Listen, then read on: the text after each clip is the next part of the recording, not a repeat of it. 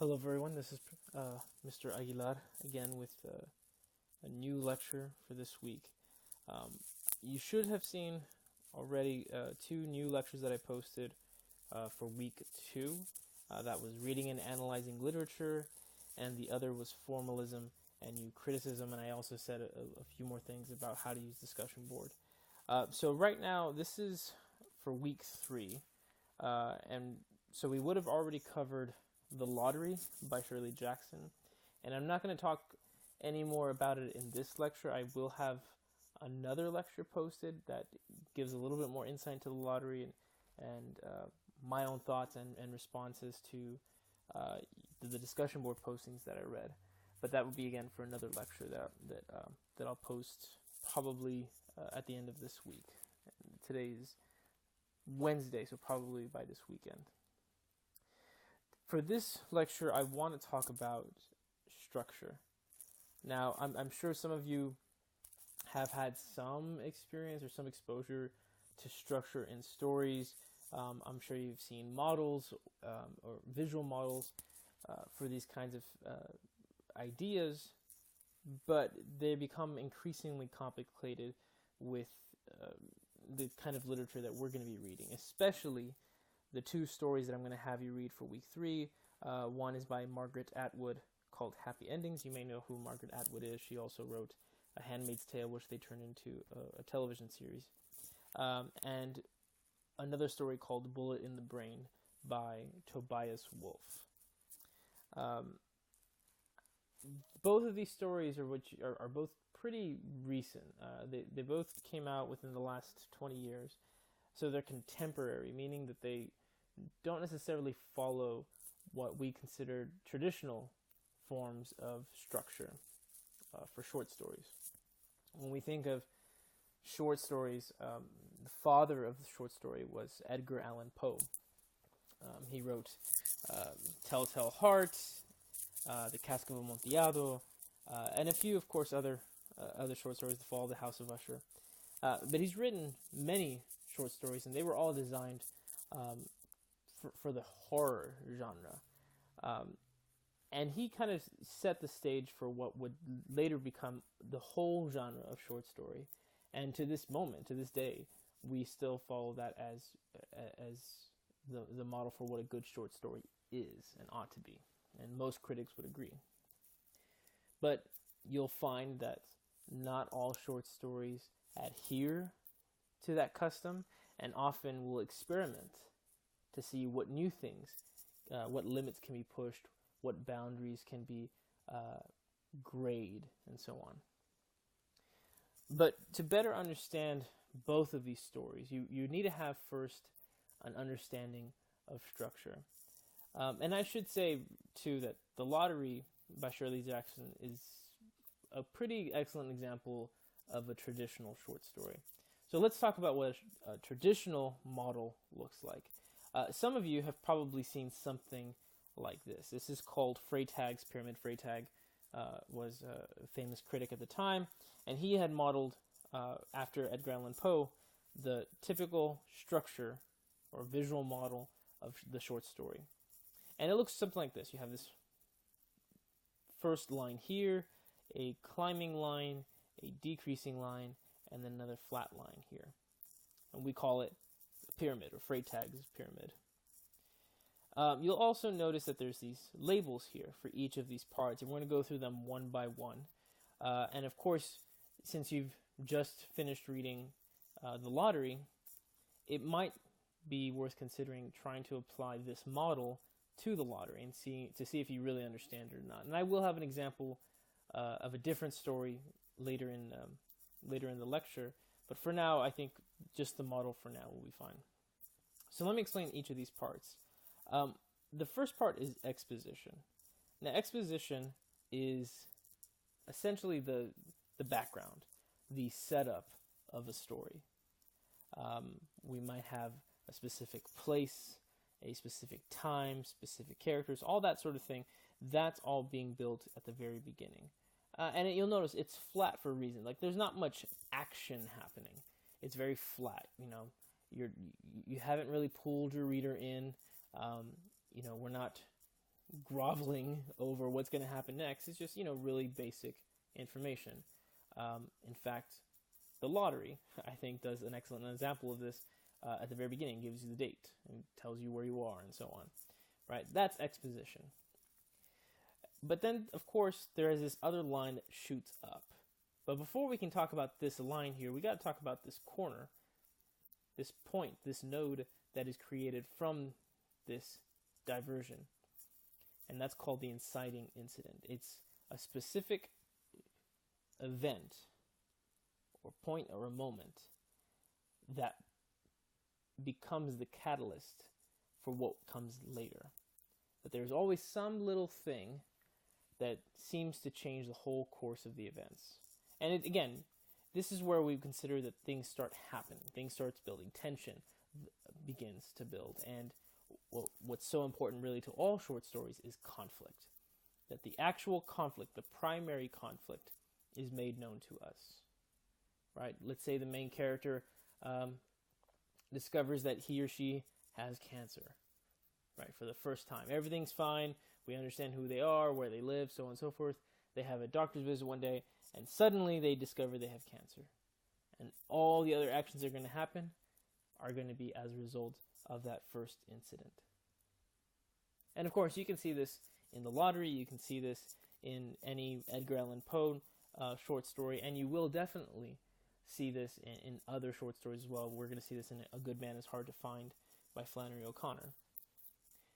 But what's you're probably not going to see this with is with Bullet in the Brain and with happy endings. And in fact, you might be hard-pressed to find an inciting incident, especially with happy endings. But we'll talk about that, I think, later next week. Now we have this line, the rising action. These are a series of events or a series of decisions or a series of dialogue that either adds tension to the primary conflict or creates secondary conflict that further complicates the first conflict. Right, so the first conflict could be, let's say, we found out we had cancer. We found out the main character has cancer.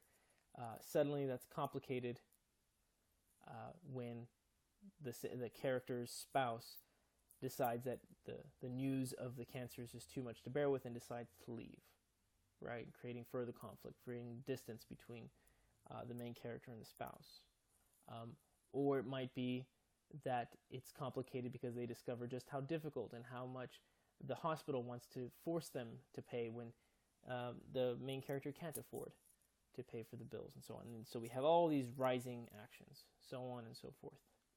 And again, this is all complicated, right? In other words, the primary conflict that we've begun with is being complicated further, either because there is more conflict being generated around it, or the conflict itself is getting bigger and bigger and bigger, right? We might consider a bickering of two kings, for instance, over a daughter and a son who want to be married, and it's turning into a bigger and bigger fight between the families, and then it becomes a fight between nations, right? This is what we consider complication. But at some point we can't just keep climbing. That's all tension, no plot, right? This whole thing is a plot. We can't have plot without a climax. This final point where all of that conflict is starting to be resolved, or it's getting closer and closer to resolution. So we might say that, that our main character, in a stroke of luck, discovers that he won the lottery. Or let's say he discovers that those first quack doctors, misdiagnosed him, and he didn't have cancer that entire time. And so we have this reversal. No longer is conflict rising and rising, creating more tension. Now the exact opposite, an exact reversal is happening, where instead of bad things befalling our character, good things befall them. It could be the exact opposite too, right? What I'm describing is a comedy, right? A comedy is, when your hero is going through a really horrible thing, and then suddenly good things happen, right? We consider that a comedy. A tragedy is the exact opposite, right? Where we have this character who's going through great things. Things are going well. Things are going fantastic, and suddenly everything goes to, all goes to crap, basically, and nothing is being resolved, and everything's ending very poorly for this character. Right? And so we call this falling line, falling action. Essentially, these are all things that are, all the tension is being relieved, all the conflict is being resolved, until finally, at this point right here, everything has resolved. All the resolution has occurred. So we might say, the spouse came back after discovering it was all fake, and she expresses her love, and so on and so forth, or whatever the case might be. All these horrible actions are finally resolved. Each and every conflict that was introduced earlier in the story is now resolved. And then we have this other flat line that kind of mirrors the exposition over here. It's called the denouement, and it's French. It's just the conclusion, essentially. Now that we've resolved all these conflicts, we can now look back and either grasp some greater message or some greater truth about the story that we've just found. In the Cask of Amontillado, we find out that vengeance, is the driving force behind the character's actions, the main character's actions. In The Lottery, of course, if you've read it, you've probably noticed that the ending has a very grim message about tradition and about rituals that we never question. So this is what I've described here is the Freytag pyramid, and it is essentially a visual model of not just structure but plot itself. That every traditional short story follows this kind of structure. Now, just to give you a better idea, perhaps this isn't very helpful, this doesn't seem useful to you. I did find this other pyramid that looks at the literary work by Tolkien, The Hobbit, and although it's not necessarily a pyramid in its own way, it does have the makings of it, and it gives you the description right here. So I'm going to go through these one by one, and again, we're going to compare The Hobbit, the story of The Hobbit, and if you've seen all three films from Peter Jackson, that might be useful to you as well to compare with the pyramid. So here we have Bilbo Baggins, Gandalf, Thorin Oakenshield, and the dwarves being introduced. Gandalf visits Bilbo in Hobbiton and invites him on an adventure. Thorin and the rest of his company arrive later without being announced or invited, and Bilbo accepts their quest and joins their journey to the Lonely Mountain. Right. So it just gives you a whole lot of background information. It gives you the setting, which is Hobbiton. We're introducing all these characters one by one, and then finally some inciting incident, some incident that really starts all of these events to come, which of course is right here, that Bilbo accepts a quest to go somewhere, to go on an adventure. Right? And now we have these series of events that increase conflict, right? First, Bilbo and the dwarves are captured by trolls. The trolls are turned to stone by the sunlight when Gandalf tricks them. By the way, I'm so sorry if I'm spoiling this for anybody. I really think you should watch The Hobbit by now. If you haven't already, if not even watched the film, certainly please read the book. It's fantastic. You'll notice here that the original conflict that's introduced is this quest, right? Anytime this main character, Bilbo, he's comfortable in his home setting, but being removed, for one thing, being introduced to strangers, complete strangers, being tricked is conflict.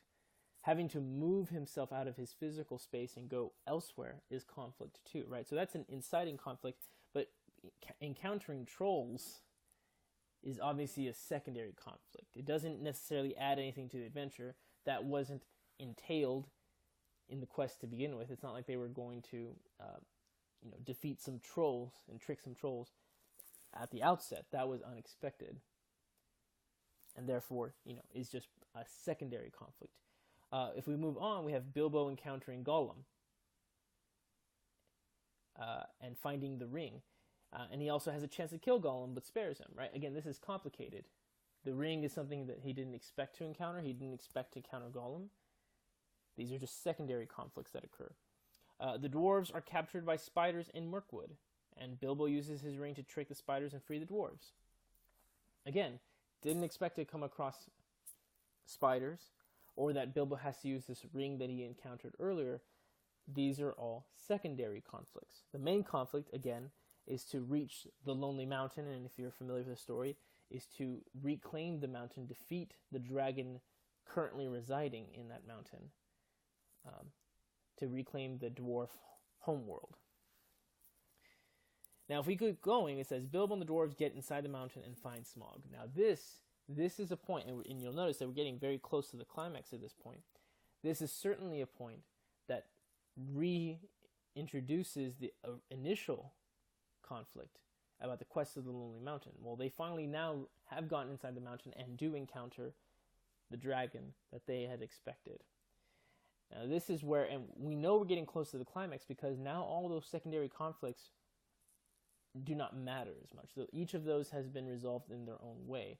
The main conflict has yet to be resolved, and now we're actually very close to resolving that. Bilbo steals from Smaug's horde. Smaug gets angry and flies off and attacks Esgaroth.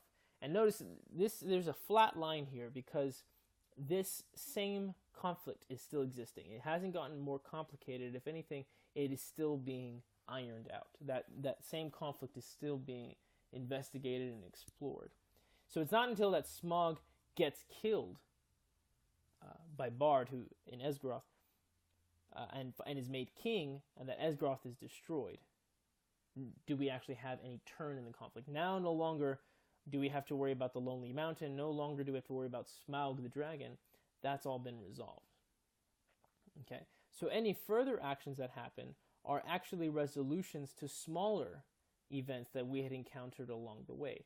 Things that aren't mentioned. For instance, Thorin refuses to give the elves and the men that they met after being rescued by spiders and so on in Mirkwood. Thorin refuses to give them part of the treasure that he had promised. Again, this is adding or somehow trying to resolve or attempting to resolve some conflict that we encountered over here. Bilbo gives the Arkenstone to Bard and later uses it to attempt to bargain with Thorin. Again, this is all something that was promised to the men and elves and now is being internally addressed in the following action. The elves, men, and dwarves fight against the goblins and wargs. They are forced to join forces despite their arguments, and Thorin, feeling Keely, die in this battle.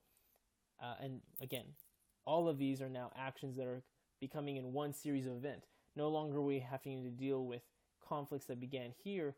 We are now dealing with conflicts that have arisen on this side, or secondary conflicts, I should say, that have arisen here and are being dealt with as the story progresses.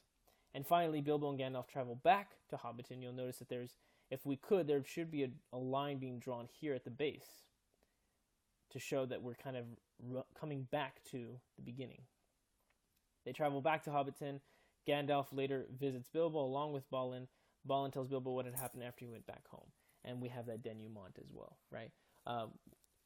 Essentially, the whole story resolves itself as soon as they come back to Hobbiton. But the fact that Balin tells Bilbo about what happened much after tells us the denouement, tells us the conclusion to the quest. So, and if that wasn't helpful, I really recommend Googling Freytag Pyramid examples to get an idea of maybe some of your other favorite works put to form or put to this model.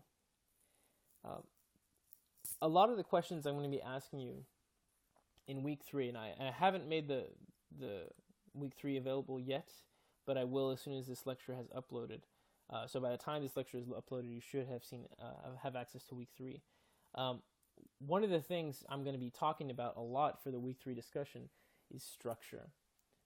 And so without having this sense of what is the basic model of structure, what do we expect to see in short stories, it's going to be very difficult to talk intelligently about the 2 new stories I'm talking about.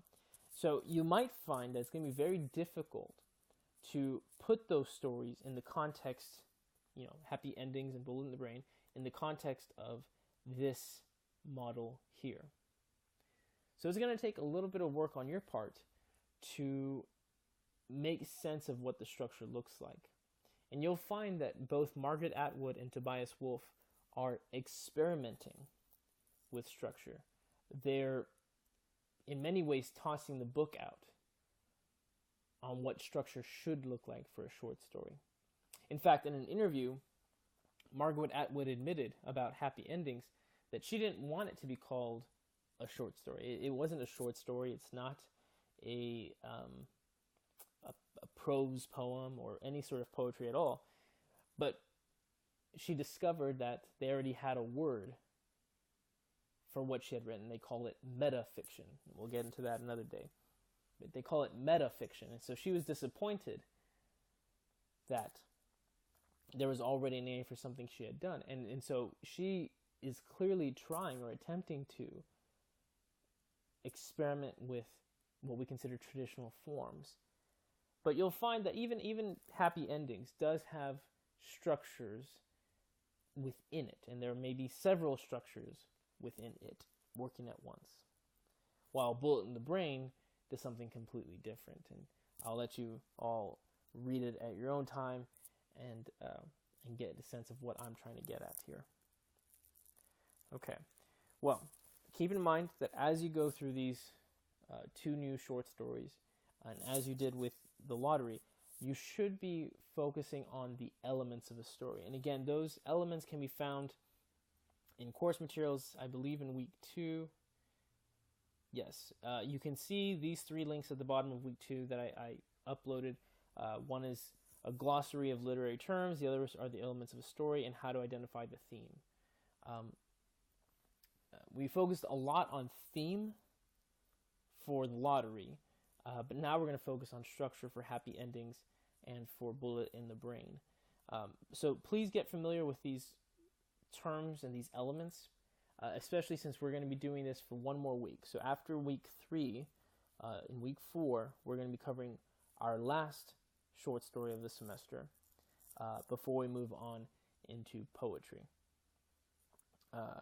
And at some point, we're going to have to talk about what structure and forms look like in poetry. But for now, I want you to keep theme and structure in mind as we go and discuss these other texts. And the last short story we'll be covering is Flannery O'Connor's A Good Man is Hard to Find. And that one is not just going to require some knowledge of how to identify themes. It's also going to play on this idea of structure, but it's significantly longer than the works we've read so far, and you'll find that it has a very complicated message too. So that one's going to we're going to focus more on content for that last story. So for now, let's try to master themes, let's master structure, and then we can finally tackle something that's has a lot of symbolism in it. Okay. Again, if you have any questions from me about the materials we're covering or any of the assignments that we're going to be doing, also another thing to expect, your first essay, which is going to be a literary analysis on one of these short stories, that's going to be coming up in week 4 as well. So if you have questions about that, please feel free to let me know. I will have those materials available next week in week 3 when I load up week 4. All right, thank you very much.